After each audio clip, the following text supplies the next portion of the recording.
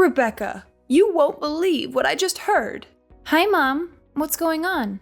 You know that old hag, Mrs. Peterson, who lives down the street?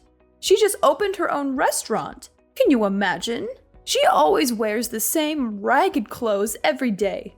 I bet she doesn't even have a closet. How did she get the money to start a restaurant? Something smells fishy here. Maybe she was involved in some shady business. I don't think that's so hard to believe. She's always had a passion for cooking. She used to make delicious dishes for the whole neighborhood whenever we had a block party. Patrick and I actually got her some flowers to congratulate her on her new venture. You did what? Why would you waste your money on that? You don't think it was a nice gesture? That place is doomed to fail. There's no point in throwing money away on flowers for a sinking ship. You should be more careful with your finances. I think it was worth it to support her dream. Oh, you're so gullible. You need to wake up and face reality. Do you have any idea how many people have tried to do what she did? Restaurants are the riskiest businesses out there, unless she's a mastermind of marketing and management, which I highly doubt. I mean, look at how she dresses. How can she run a restaurant? The people who succeed in this world are the ones who are realistic. Her dream means nothing. I'm sorry, but I disagree with you. Of course you do. You've always been so stubborn and childish. You still live in a fantasy world. You think everything is sunshine and rainbows. Why do you say that? Because it's true. Patrick told me you still have this silly idea of becoming a baker someday. Is that why you're still working at that dusty old bakery? Yes, it's been my dream since I was little. Oh, there we go again. You and your dreams. So you probably told yourself, when I grow up, I'm going to be a famous baker and make the world a better place with my bread, right? Seriously, what world are you living in? You're an adult now. Grow up. It's humiliating. Why is it humiliating to have a goal in life? Because you live in the real world. People who chase their dreams are fools. You should learn from Patrick. He wanted to be an astronaut when he was young, but he smartened up and realized that was impossible. So now he works at a bank like a sensible adult. Get out of this fairy tale you're trapped in. The world doesn't need more dreamers who are clueless about reality. I'm so proud of my son for making the right choice and getting a real job. I boast about him to all my friends. Yeah, Patrick is a real hard worker. You have every reason to be proud of him. He's a wonderful husband, and I know he makes you happy. But we're talking about different things here. No, we're not. Your ignorance is a serious problem. Here's some harsh truth for you. You're an embarrassment to this family. What? I really tried to get Patrick to marry someone better. Like that lovely girl Taylor, who lives nearby. She works at the bank with him, you know. Yeah, I know her. We've invited her over for dinner before. She's beautiful and smart. She's the perfect woman for my son to call his wife.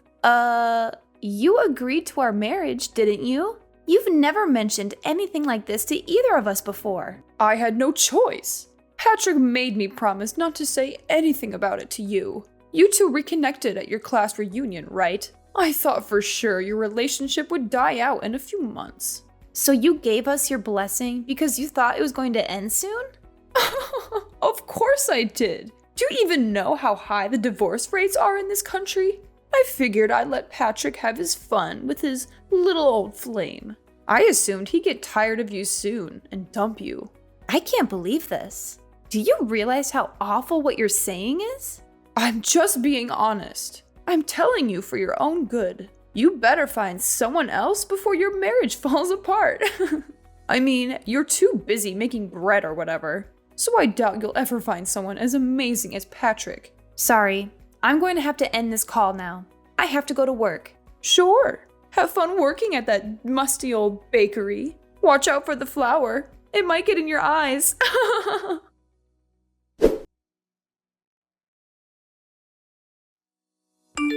Rebecca, are you okay? Madeline just texted me and said you had a horrible accident. Sorry, Patrick. You're still at work, right? I feel awful for bothering you with this while you're busy. Don't worry about me. I'm packing up right now. How are you doing? I'm fine. Nothing major, but But what? What happened? I have a huge slash on my face. You do? That sounds awful. Yeah. It took 15 stitches to close it. The doctor said it might not heal completely. I'm going to look like a pirate when it heals. I'm glad you're still able to joke about it, but you're not in any trouble, right? You don't have any broken bones or anything? No, I'll be okay. The doctor said I was fortunate. Okay. I was so worried when I got the message. I'll probably get to the hospital in about 2 hours. I hope I can make it before the visiting hours are over. Thank you. I really want to hug you. Oh, and my mom's coming with me. She said she wants to see how you're doing too and visit you. Really? She said that? Yeah, she said she's concerned about you and she wants to make sure you're alright. I'm going to pick her up on the way from my place. Oh, okay. Is there anything you need me to bring you? Some snacks or drinks or anything? No, I'm fine. The hospital food is not very good, but it's bearable. Try and get some rest if you can. You need to heal and recover. I'll be there soon.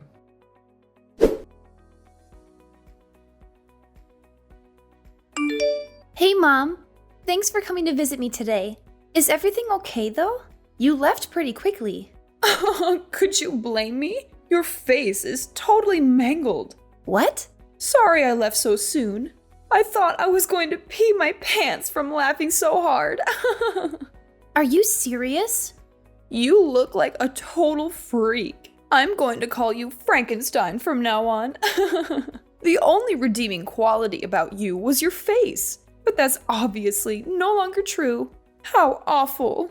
What's your problem? How could you say that? I don't feel ashamed at all about what happened to me or how I look. Sure, tell yourself. Whatever helps you sleep at night. I bet you're still in shock. You haven't fully accepted that it looks like you're wearing a Halloween mask. You don't need to insult me. I know you hate me. You've made that very clear to me many times. No matter how much you belittle me, I'm not going to divorce Patrick. Please get that thought out of your head. It doesn't matter what you think. I wonder what Patrick thinks about his new homely wife. He said he loves me and he's here for me. I'm not too sure about that.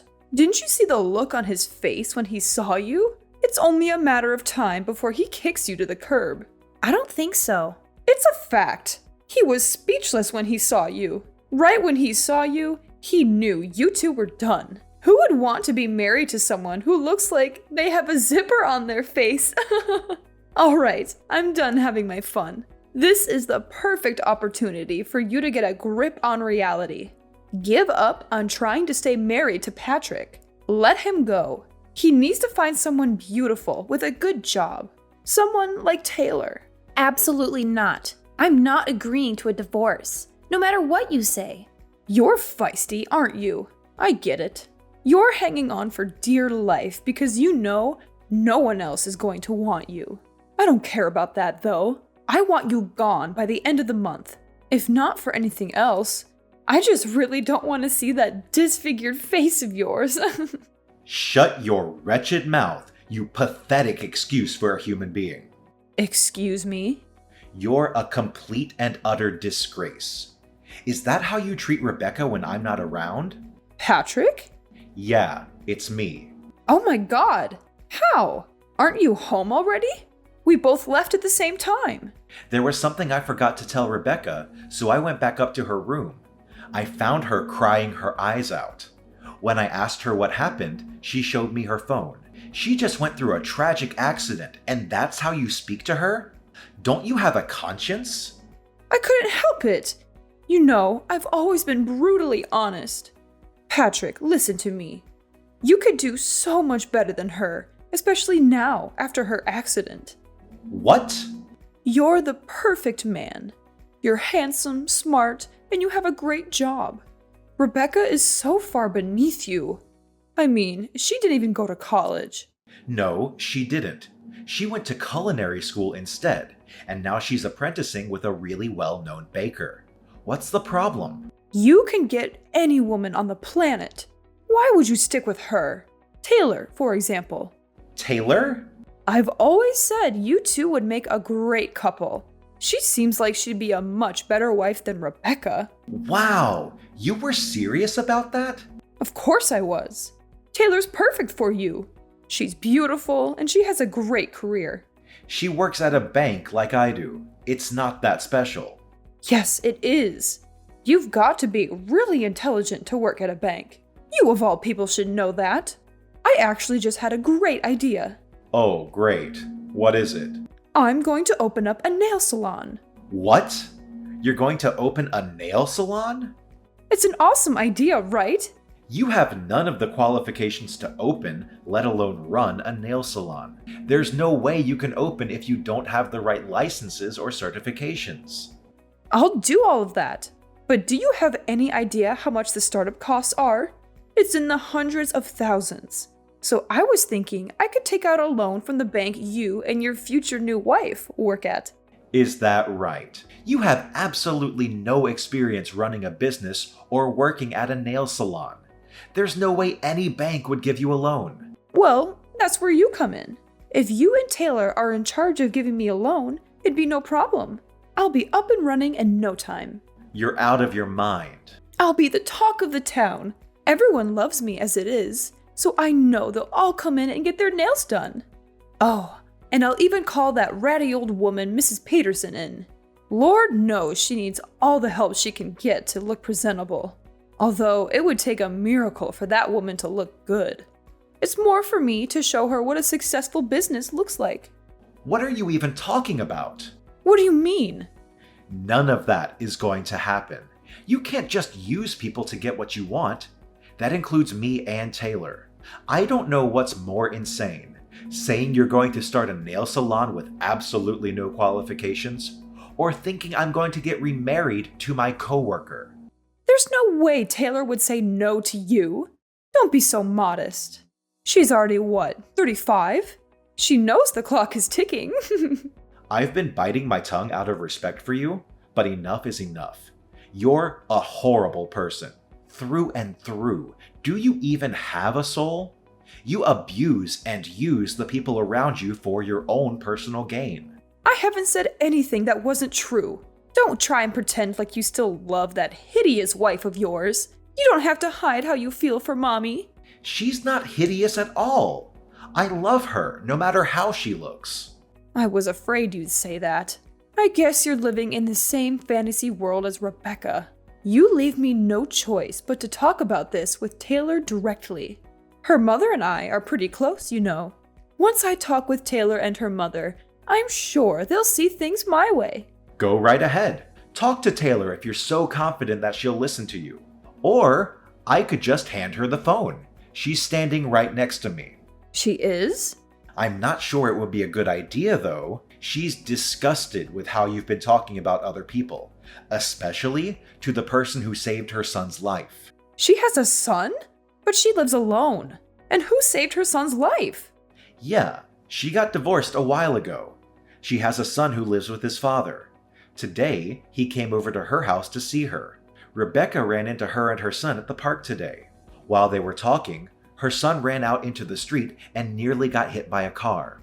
Rebecca ran out in the street and pushed him out of the way. That's how she got hurt.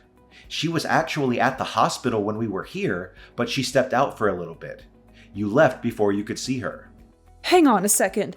Does that mean... Yeah, she's right. Everything you said.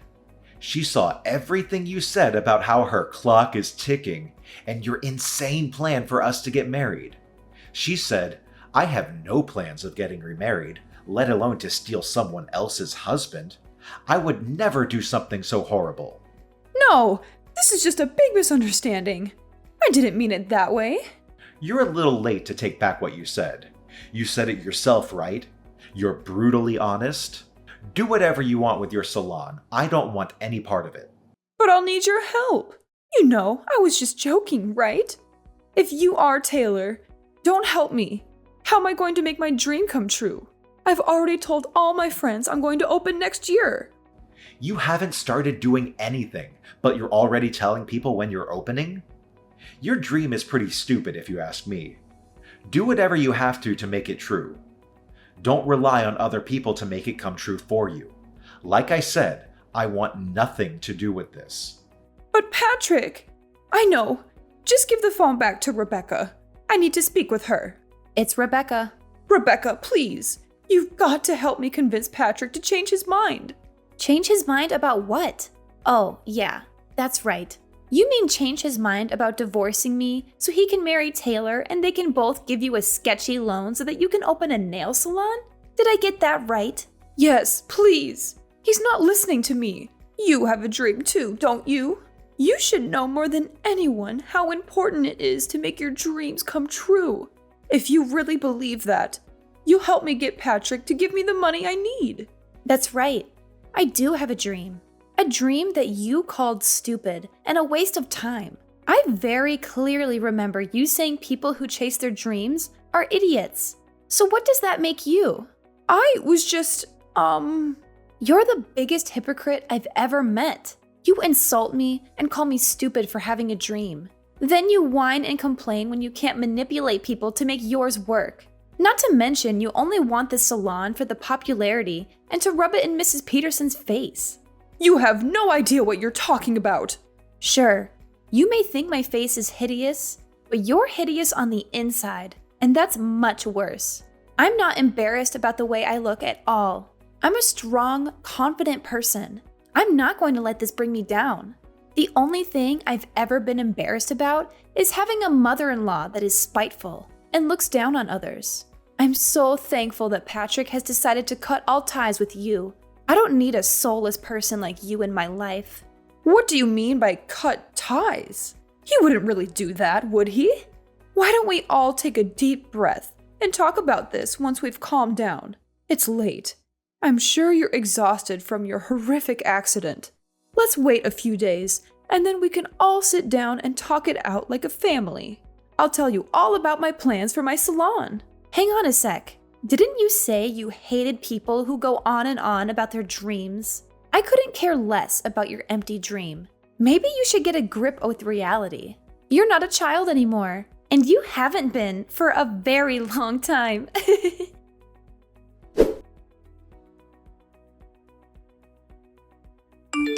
Hey, honey, are you still awake? Yep. What's up? Sorry, did I disturb your sleep? You were probably just about to doze off. Actually, nope. Not even close. I'm watching some YouTube videos right now. Man, it felt so good telling your mom off today. Yeah, I'm so sorry about the way she treated you. Why didn't you say anything sooner? Don't worry about that. It's not your fault. You had enough on your plate already, so I just sucked it up. But I should be the one saying sorry to you. I was too reckless. And now I have this huge scar on my face because of it. I'll wear a mask when we go out so people don't have to see your monster wife. You're not a monster. You're a hero. You saved a kid's life. If anything, I'm more impressed by you than ever before. Aw, well, thank you. I love you too. I wish I could have given my mom a piece of my mind face to face. I just drove to her house to yell at her, but ended up just sitting in my car and then turning back. Why? What happened? Promise you won't laugh at me? I pulled up to her house and sat for a bit to think about exactly what I was going to say to her. But all I could think about was you. You worked so hard to pursue your dream. You put your life on the line for a stranger. And you're such a loving wife. I got really emotional after that. I didn't have the courage to go and confront her. Really? You got emotional? You didn't even cry on our wedding day. I know. I just realized how blessed I am to have you as my wife, which makes me hate my mother even more for the way she treated you. It's fine. I'm a strong woman. I can take it. I'm so happy that you're my husband. I was afraid maybe you'd actually listen to your mom and dump me. Absolutely not. I've loved you every day since I first saw you in middle school. Nothing's going to change that. Aww, that's so cute. We have enough money saved up, don't we? It's time. Time for what? I remember you said you're ready to be your own boss. What are you talking about? I found a place near the beach for a steal. We just have to do some minor fixes on the inside, but it looks really cozy. The rent is super cheap, and the location is amazing. You've always said you wanted to open a bakery by the sea, didn't you? What? Are you serious? How long have you been looking for places? But by the beach? We live in the city. The nearest beach is like 3 hours away. If I opened up my own bakery, you'd have to quit your job. I know, and I'm totally fine with that. That was never my dream job anyway. I only took that job because the salary was crazy good. I wanted to make money fast and get out of there. What matters more is making your dream come true. Are you sure? Like, really, really sure? I always respected your love for baking. Ever since you told me all those years ago, I loved that you never gave up on your dream, even when we met again at the class reunion. I've worked so hard to help you make it possible. You're an amazing person, Rebecca. I love you. Oh my God! You're making me tear up right now. Thank you so much. You won't be disappointed. I know you won't. It's not just your dream anymore. It's our dream.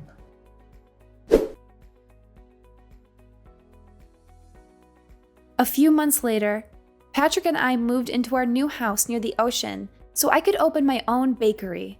I thought it would be a tough start, but thanks to Patrick's help, things have been going better than I ever hoped for. We have loyal customers every day, and we can hardly keep up with the supply. Everything we make sells out in a flash. Speaking of happy news, Taylor and her husband came all the way out here to see us. They told us they had a heart-to-heart and decided to try and make things work between them, mostly for their son's benefit. And then there's Patrick's mother. She went around boasting to all her friends about the salon she was going to open. She actually did start studying to get the minimum qualifications, but she was turned down by every bank she asked for a loan. To make matters worse, it wasn't just her salon flop that people heard about. Word got around about how terribly she treated me and her insane plans for her son. It's probably a good thing her salon never materialized, because I don't think anyone would want to go there after finding out what kind of person she really is. Patrick and I were thinking about visiting her after things calmed down for us, but we're not in a rush. The cut on my face healed pretty well, but it left a visible scar. I sometimes notice people looking at it. I get it. It's not every day you see a girl with a huge scar across her face. But honestly, I'm way too busy now to worry about it. Besides, I'm not going to let it bring me down. Plus, Patrick always tells me every hero has a scar.